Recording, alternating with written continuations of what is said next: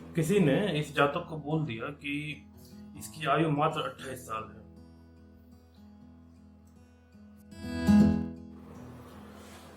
दोस्तों, आज जो मैं आपको हाथ दिखाने जा रहा हूँ, ये अपने आप में एक अनोखा हाथ है। इसे गौर से देखिएगा। दरअसल ये हाथ मेरे पास एक क्रॉस वेरिफिकेशन के लिए आया था। किसी ने इस जातक को बोल दिया कि इसकी आयु मात्र 28 साल है। इनकी आयु रेखा देखिए, जैसे यहाँ छीन पड़ गई है। दाएं हाथ में बिल्कुल आयु रेखा जैसे है ही नहीं, लेकिन बाएं हाथ में जब देखते हैं तो आयु रेखा पूरी है। शायद आपने कीरो का नाम सुना होगा। कीरो पश्चिमी देशों में एक बहुत बड़े ज्योतिष है। उनका सीधे तौर पर यह मानना था कि आयु रेखा सीधे सीधे हमारी आयु को दिखाता है, लेकिन भारतीय ज्योतिष ऐसा नहीं मानते। मेरा यह अनुभव ये रहा है कि आयु रेखा और आयु में सीधा कोई संबंध नहीं। यह रेखा सिर्फ यह बताती है कि हमारे जीवन में आयाम क्या क्या होंगे, हमें सपोर्ट कैसा मिलेगा, स्वास्थ्य कैसा रहेगा, ये सब दिखाता है।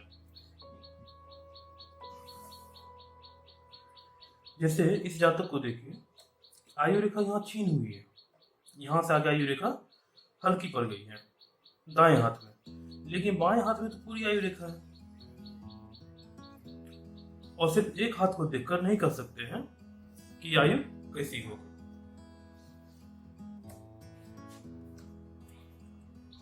मैंने जब इसका हाथ देखा तो यह देखा कि यहाँ पर आयु रेखा धूमिल पड़ती गई है। इस क्षेत्र में आयु रेखा धूमिल पड़ी है, लेकिन फिर यहाँ पर आयु रेखा वापस मिल गई है। तो यहाँ एक भूरापन है, हल्का सा हल्का काला कर सकते हैं आप इसे, काला हो जा रहा है। इसका मतलब यह है कि किसी तरह की समस्या है कि जो ये बंदा नॉर्मल लाइफ स्टाइल में नहीं रहेगा इस बीच में। यानी लगभग 30 साल की उम्र के बाद, 28-30 के बाद, और लगभग 50 साल 60 साल तक ये बंदा नॉर्मल लाइफ स्टाइल नहीं रहेगा। समस्या क्या आएगी? यह है मस्तिष्क रेखा। यहाँ देखिए किस तरह की रेखा कालिमा से घिरी हुई है। इसका मतलब यह है कि यह व्यक्ति मानसिक अवसाद में रहेगा, जो कि विक्षिप्तता भी हो सकती है। अब इस हाथ में देख सकते हैं इस रेखा पर कि यहाँ पर कालिमा है और यहाँ से बिल्कुल धूमिल हो गई रेखा।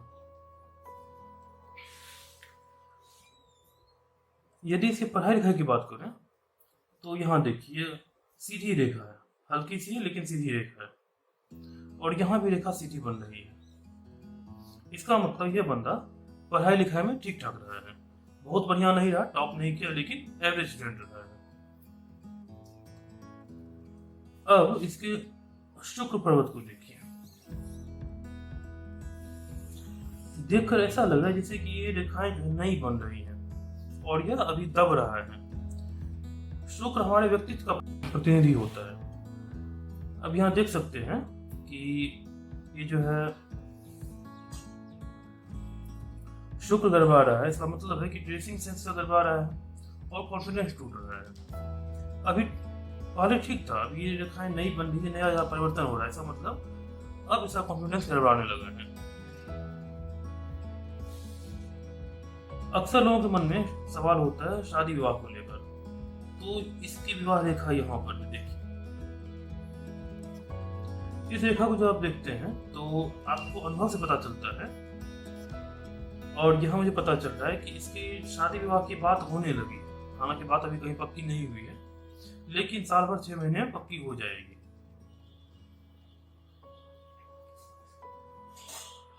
अब इसके फैसले लेने की क्षमता की हम बात करें तो हम देखेंगे कि इसकी जो मस्तिष्क रेखा है ये नीचे झुकी हुई है, और बृहस्पति का पर्वत खाली है, उच्च भी है।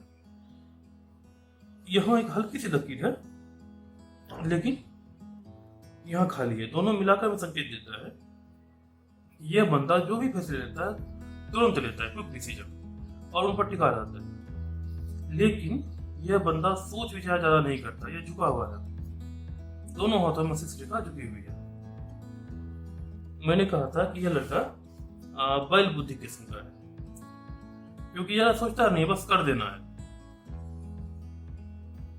मानसिक तनाव यहाँ देखिए, ये आप खुद देख सकते हैं कि किस तरह चंद्रमा का पर्वत कटा हुआ है। मानसिक तनाव भी काफी ज्यादा रहता है इसे। और यह क्षेत्र देखिए, यह देखने से पता चल रहा है मंगल का क्षेत्र। पता चल रहा है कि इस बंदे को गुस्सा आता तो है लेकिन दबा कर रखता है, और काफी ज्यादा छेड़ने पर यह पिनकता है, तुनकता है, काफी ज्यादा छेड़ना पड़ता है इसे। जैसा मैंने पहले बताया था, यह राहु का क्षेत्र है। और यहाँ देखिए किस तरह से रेखा बनी हुई है, दबा हुआ है। रेखा बनाना तो दिक्कत नहीं है, दिक्कत है ये दबा हुआ होना। यहाँ फिर भी ठीक है, यह बंदा बहुत ज्यादा सोच विचार करने लगा है। यह सोचने में रहता है क्या करें क्या ना करें। इस हाथ के लिए मैं एक बात आपको कहना चाहूंगा। देखिए, ये तो स्पष्ट बात है कि आयु रेखा को जो आप नहीं बता सकते सीधे सीधे कि क्या कोई बंदा सच में 28 साल ही जिएगा। नहीं, आप नहीं बता सकते। इसके लिए हृदय रेखा, मस्तिष्क रेखा, सबके संयोजन से काम करना पड़ता है। और यदि किसी कारणवश किसी भी जातक को यदि आप जान जाएं कि उसकी अल्पायु है, तो एक अच्छे ज्योतिष को कभी यह नहीं होना चाहिए कि वह उसे बता दे कि वह अल्पायु है, जल्द मरने वाला है। उदाहरण के तौर पर यदि आप किसी को बता देते हैं कि वह 6 महीने में मर जाए, तो दरअसल आपने उसे आज ही मार डाला और वो अगले 6 महीने हुआ जिंदा होकर भी मृत रहेगा। अच्छा, मैं एक और रेखा के बारे में बताता हूँ आपको। ये रेखा है, यह भाग्य रेखा है। भाग्य रेखा आमतौर पर हमारे जीवन के हर काम को प्रतिनिधित्व करता है। यहाँ पे शरीर से सीधी रेखा है, मतलब यह बंदा जो काम ठान ले वो काम होना ही है और कहीं बेहतर होना है।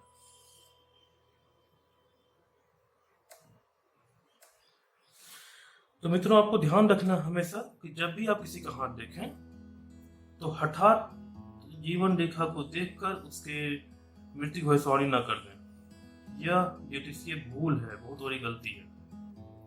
चलिए फिर मिलते हैं एक दूसरे वीडियो के साथ में। तब तक के लिए नमस्कार।